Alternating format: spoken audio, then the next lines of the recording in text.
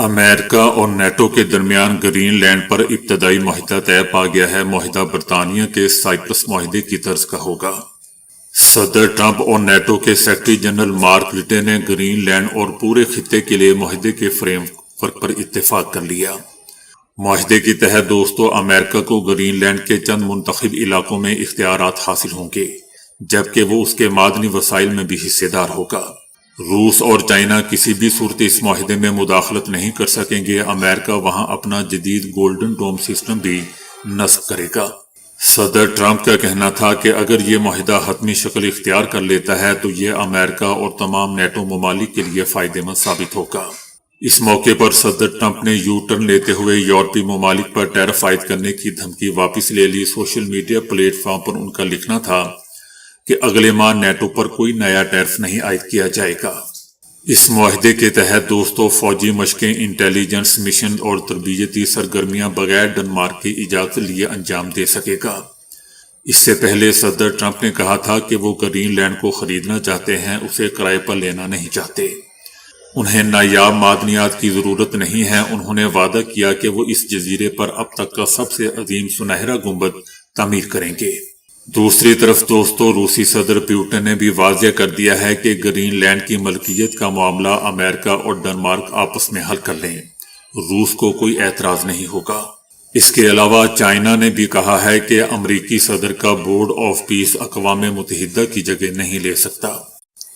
صدر ٹرمپ نے اعلان کیا ہے کہ ایران بات چیت کرنا چاہتا ہے تو ہم بھی بات چیت کے لیے تیار ہیں۔ صدر ٹرمپ کا یہ بھی کہنا تھا کہ ایران کی طرف ایک بڑی فورس بھیجی جا رہی ہے۔ صدر ٹرمپ کا کہنا تھا کہ امریکی فوجی اثاثے مشرق وسطی منتقل ہو رہے ہیں۔ صدر ٹرمپ نے گرین لینڈ کی سیکیورٹی پر بھی نیٹو کے ساتھ مل کر کام کرنے کا وعدہ کیا۔ ان کا کہنا تھا کہ چائنا کا دورہ کروں گا اور سال کے اختتام پر چینی صدر امریکہ آئیں گے۔ ان کا یہ بھی کہنا تھا کہ یوکرینی صدر اور صدر پیوٹن دونوں معاہدہ کرنا چاہتے ہیں، جلد معلوم ہو جائے گا۔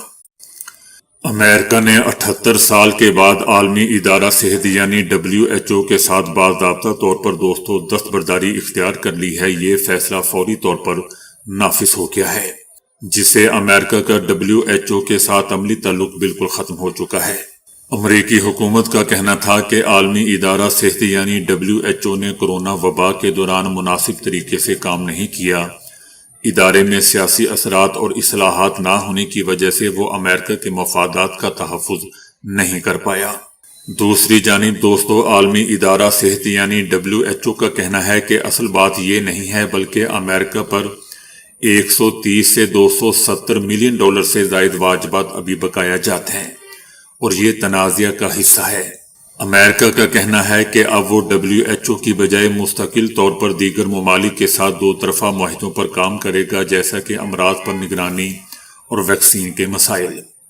اس فیصلے کے بعد دوستو عالمی صحت کے ماہرین نے اس فیصلے کو شدید تنقید کا نشانہ بنایا ہے۔ ان کا کہنا ہے کہ WHO عالمی سطح پر امراض کی نگرانی اور بروقت معلومات فراہم کرتا ہے۔ امریکہ ایسے ڈیٹے تک رسائی کھو سکتا ہے جو مستقبل میں وائرس یا فلو جیسے خطرات سے بچاؤ میں مدد دے۔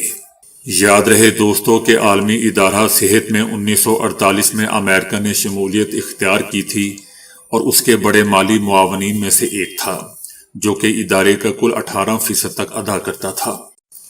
بنگلہ دیش میں 12 فروری کو ہونے والے عام انتخابات کے لیے انتخابی مہم کا باضابطہ طور پر دوستو آغاز کر دیا گیا ہے۔ بنگلہ دیش میں حسینہ واجد کی حکومت ختم ہونے کے بعد پہلے عام انتخابات 12 فروری 2026 کو جیسا کہ ہم جانتے ہیں منعقد ہوں گے۔ حسینہ واجد کے خلاف تحریک چلانے والے نوجوانوں کی جماعت نیشنل سٹیزن پارٹی نے ڈھاکہ سے اپنی مہم کا آغاز کر دیا ہے۔ جماعت اسلامی بنگلہ دیش نے بھی دارالحکومت ڈھاکہ سے اپنی انتخابی مہم شروع کر دی ہے۔ اس کے علاوہ دوستو بنگلہ دیش نیشنلسٹ پارٹی BNP کے سربراہ طارق رحمان نے بھی ضلع سلہٹ میں روڈ شو کیا۔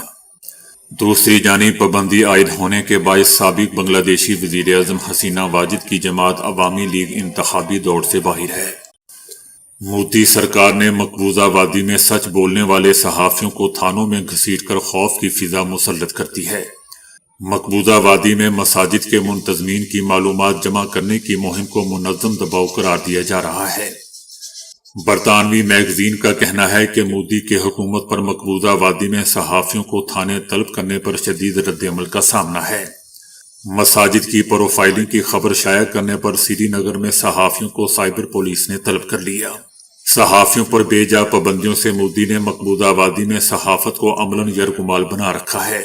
برطانوی میگزین کا دوستو یہ بھی کہنا ہے کہ انڈین ایکسپریس کے صحافی بشارت مسعود کو حلفیہ بیان پر دستخط کے لیے شدید دباؤ کا سامنا کرنا پڑا۔ ہندوستان ٹائمز کے نامہ نگار عاشق حسین کو بھی اسی خبر پر پولیس طلبی کا سامنا کرنا پڑا۔ بھارتی ارکان اسمبلی نے مقبوضہ وادی کے صحافیوں کو طلب کرنے کے عمل کو جمہوریت پر حملہ قرار دیا۔ آرٹیکل 370 کی منسوخی کے بعد دوستو مقبوضہ وادی میں صحافیوں کو مسلسل دباؤ کا سامنا ہے۔ انسانی حقوق کی رپورٹنگ پر قید و بند کا سامنا ہے، جس کی وجہ سے مودی کے اقتدار میں جمہوریت محض ایک دکھاوا رہ چکی ہے یا دھوکہ ہے۔ اسی طرح دوستو فہد شاہ کے اخبار کو کشمیر والا کو بند کر کے انہیں سینٹرل جیل بھیجا گیا اور 21 مہینوں بعد ضمانت ملی۔ گزشتہ سال جموں میں اخبار کی اشاعت معطل ہونے کے باوجود کشمیر ٹائمز کے دفتر پر بھی چھاپا مارا گیا۔ آئرلینڈ نے غزہ امن بورڈ سے متعلق شدید تحفظات کا اظہار کر دیا ہے۔ آئرلینڈ حکومت کا کہنا ہے کہ وہ ٹرمپ امن بورڈ میں سنگین خطرات کی نشانیاں دیکھ رہے ہیں۔ دستخط کی تقریب میں جو دیکھا گیا وہ ابتدائی امن بورڈ منصوبے سے مختلف ہے۔ اقوام متحدہ نے جس منصوبے کی توثیق کی اس میں غزہ امن منصوبے کی نگرانی کے لیے بورڈ بنانا تھا، لیکن اب کی تجاویز میں غزہ کا ذکر بھی نہیں اور پیوٹن کی شمولیت بھی ہے۔ آئرلینڈ حکومت کا دوستو یہ بھی کہنا ہے کہ ہمیں امن بورڈ میں شامل ہونے کی صورتحال نظر نہیں آ رہی اور ہو سکتا ہے کہ ہم اس میں شامل نہ ہوں۔ برطانیہ کے انڈر سیکرٹری آف اسٹیٹ ہمیش کا کہنا ہے کہ پاکستان کو مطلوب افراد کا معاملہ قانون کے مطابق دیکھا جا رہا ہے۔ مشرق وسطی کے لیے برطانیہ کے انڈر سیکرٹری آف اسٹیٹ ہمیش کا کہنا تھا کہ اس حوالے سے برطانیہ کو شواہد موصول ہو چکے ہیں۔ ہمیش کا یہ بھی کہنا تھا کہ پاکستان کو مطلوب افراد کا فیصلہ غیر جانبدار پولیس تحقیقات کے بعد ہی ہوگا۔ ان کا کہنا تھا کہ پاکستان اور برطانیہ قریبی تعلقات ہیں اور اہم شراکت دار بھی ہیں۔ ان کا مزید کہنا تھا کہ میرا پاکستان سے ذاتی وابستگی ہے۔ سفارتی کیریئر کا آغاز بھی پاکستان سے ہوا تھا۔ اس سے پہلے دوستو وزیر داخلہ محسن نقوی کا کہنا تھا کہ باہر بیٹھ کر سوشل میڈیا کے ذریعے زہر پھیلانا فیک نیوز پھیلانے والے سمجھ رہے ہیں کہ انہیں تحفظ ملے گا تو یہ ممکن نہیں ہے۔ ان کا کہنا تھا کہ سوشل میڈیا پر 90% خبریں غلط چلائی جاتی ہیں۔ یہ نہیں ہو سکتا کہ جو چاہیں سوشل میڈیا پر چلا دیں۔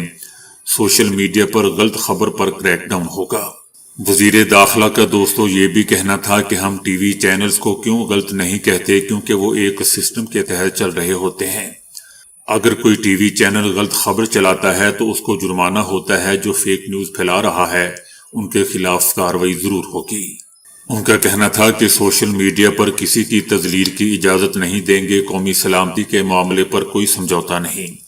کوئی لندن میں بیٹھ کر بکواس کر رہا ہے تو کوئی امریکہ میں اداروں میں یہ مسئلہ چل رہا ہے کہ آپ کے پاس ثبوت ہیں تو ضرور سامنے لائیں۔ وزیر داخلہ کا دوستو یہ بھی کہنا تھا کہ باہر بیٹھ کر فیک نیوز پھیلانے والے سمجھ رہے ہیں کہ انہیں تحفظ ملے گا تو یہ ممکن نہیں۔ جو لوگ باہر بیٹھے ہوئے ہیں انہیں بتا دوں کہ آپ لوگ بہت جلد واپس آ رہے ہیں۔ بہت جلد آپ کو یہاں لائیں گے اور ساری باتوں کا جواب دینا ہوگا۔ اپریل 2026 میں امریکی صدر ٹرمپ اور چینی صدر شی جن پنگ کے درمیان چائنا میں ملاقات کا امکان ہے۔ دوستو یہ ملاقات امریکہ اور چائنا کے تعلقات میں بہتری کے ساتھ ساتھ تائیوان اور یوکرین کے تنازعات کے خطرات کو کم کر سکتی ہے۔ دوسری جانب صدر ٹرمپ اور چینی صدر شی جن پنگ کی یہ ملاقات بھارت کے لیے واضح خطرے کی گھنٹی ہے۔ غیر ملکی میگزین دی ڈپلومیٹ کا کہنا ہے کہ چینی صدر شی جن پنگ نے 2025 میں صدر ٹرمپ کو چائنا دورے کی دعوت دی، جبکہ دونوں رہنماؤں کی جنوبی کوریا کے شہر بوسان میں بھی ملاقات ہوئی تھی۔ اس ملاقات کو امریکی صدر ٹرمپ نے انتہائی کامیاب قرار دیا تھا۔ صدر ٹرمپ کے ٹیرف اور تجارتی تاخیر نے بھارت امریکہ تعلقات کو متاثر کیا تھا اور بھارت اب چائنا کے ساتھ تعلقات بہتر کرنے کی کوشش کر رہا ہے۔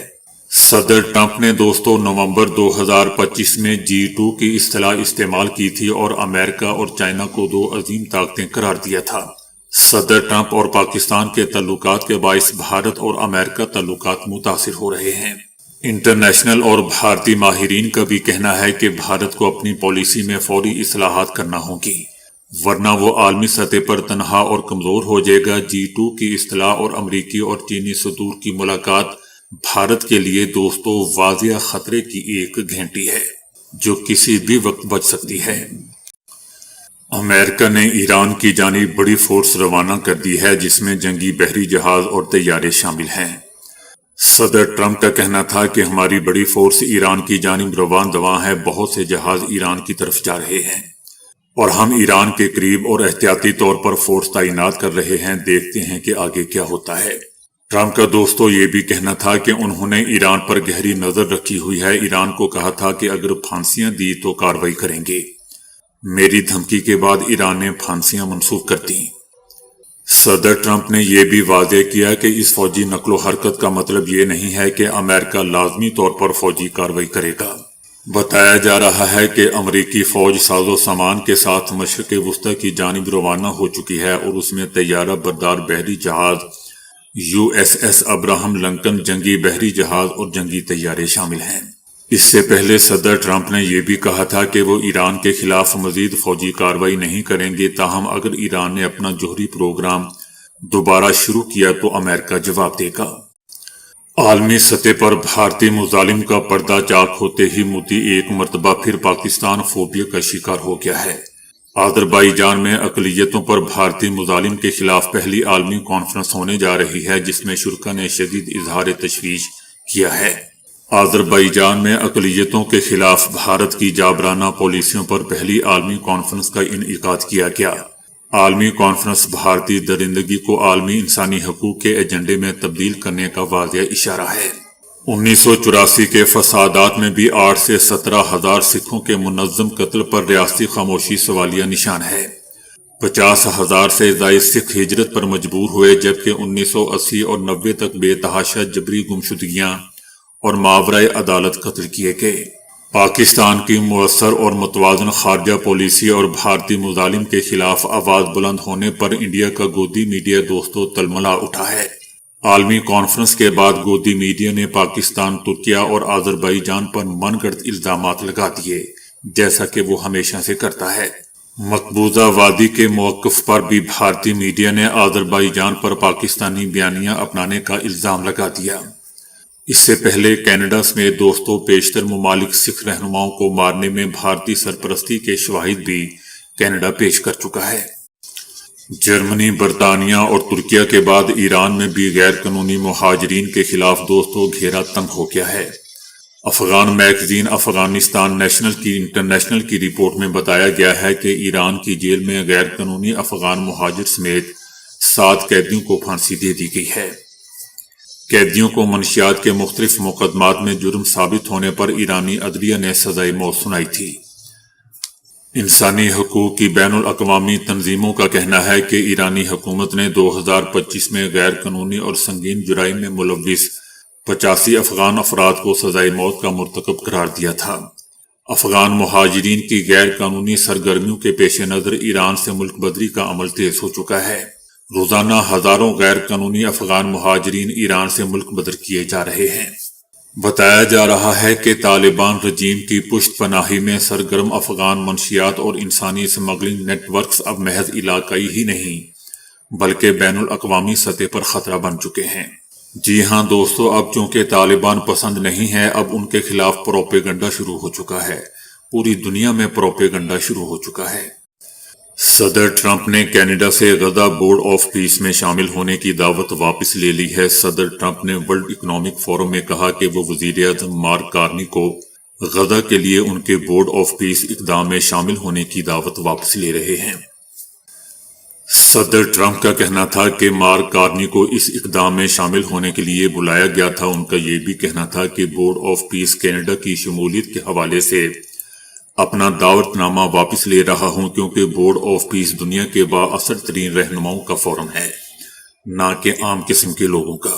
یاد رہے دوستو کہ صدر ٹرمپ کی جانب سے تشکیل دیے گئے غزہ بورڈ آف پیس میں اب تک پاکستان سمیت 19 ممالک شمولیت اختیار کر چکے ہیں۔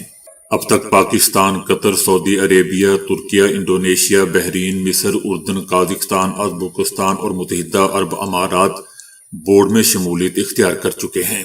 اس کے علاوہ Argentina, Armenia, Azerbaijan, Belarus, Hungary اور مراکش اور ویتنام بھی غزہ بورڈ آف پیس میں شمولیت کا اعلان کر چکے ہیں۔ روسی صدر پیوٹن نے غزہ بورڈ آف پیس میں شمولیت کی دعوت پر صدر ٹرمپ سے اظہار تشکر کیا اور کہا کہ وہ $1 ارب دینے کو تیار ہیں۔